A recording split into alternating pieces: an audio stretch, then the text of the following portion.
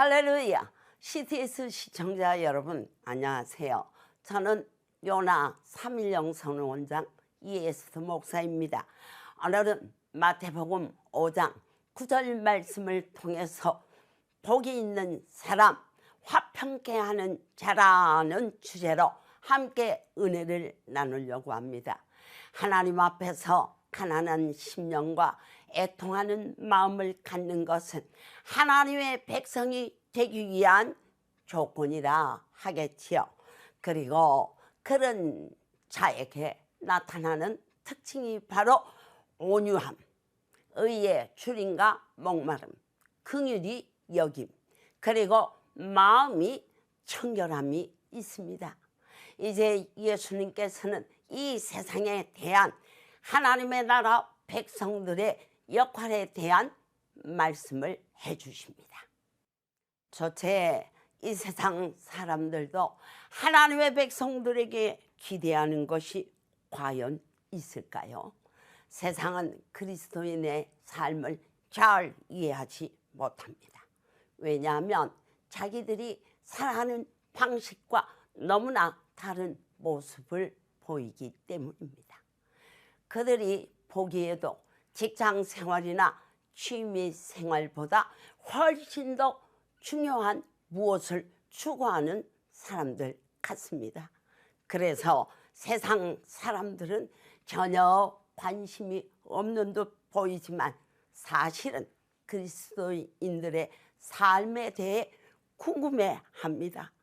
그리고 그들은 그리스도인의 사회적인 역할과 선물을 기대하게 됩니다. 그것이 무엇일까요? 그것은 바로 깨어진 앙금 속의 평화와 원망과 질투 속의 조건 없는 용서입니다. 이것이야말로 그리스도인들이 다른 사람들에게 줄 수 있는 최고의 선물이 될 것입니다. 둘째, 예수님께서는 하나님의 백성들을 평화의 사도로 정의하십니다. 화평케 한다는 것은 분쟁하는 두 무리 사이에서 중재 역할을 하여 평화를 이끌어낸다는 뜻이죠. 사람들이 다른 사람을 미워하고 불신하는 이유가 어디 있을까요? 그것은 모두 자기 안에 있는 것들인데 결국 근본적인 원인은 하나님과의 불화에서 비롯된 것입니다. 그러니까 하나님 앞에 완전히 돌아오기까지 사람들은 절대로 마음속에 안식과 평화를 누릴 수 없습니다. 우리는 불과 얼마 전까지만 해도 하나님과 원수되었던 자들입니다. 그런데 하나님께서 먼저 받아주시고 용서해 주셔서 우리를 부르신 것은 하나님과 불화하는 다른 사람들을 하나님께로 돌아오게 하기 위함인 것입니다. 셋째, 그렇다면 화평케 하는 자에게 주시는 복은 무엇일까요?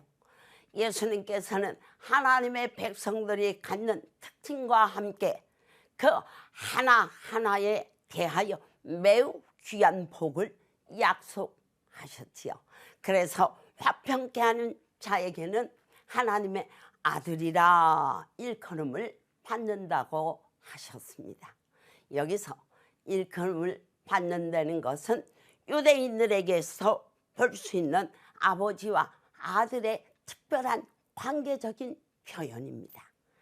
아버지는 아들에게 자신이 한평생 터득한 기술을 물려주었고 아들은 아버지를 그대로 모방했습니다. 그래서 아들을 보면 그의 아버지가 누구인지 금방 알 정도였던 것입니다. 하나님께서 우리를 구원하신 목적이 무엇일까요? 가장 큰 목적은 우리를 하나님의 아들로 삼기 위해서입니다. 그런 다음에 우리를 끝없이 사랑하시는 하나님 아버지를 닮아서 다른 사람들을 사랑하라는 것입니다. 이처럼 하나님의 말씀에 헌신하는 자에게는 하나님 나라의 능력이 독점적으로 나타나게 됩니다. 하나님을 아버지로 섬기는 자들은 날마다 하나님의 기적적인 돌보심을 체험하게 될 것입니다. CTS 시청자 여러분, 우리 모두 평화와 용서의 선물을 들고서 하나님과 불화하는 다른 사람들을 하나님께로 돌아오게 하는 평화의 사도가 되어 하나님의 아들이라 일컬음을 받는 복된 성도가 되시기를 주님의 이름으로 축원합니다.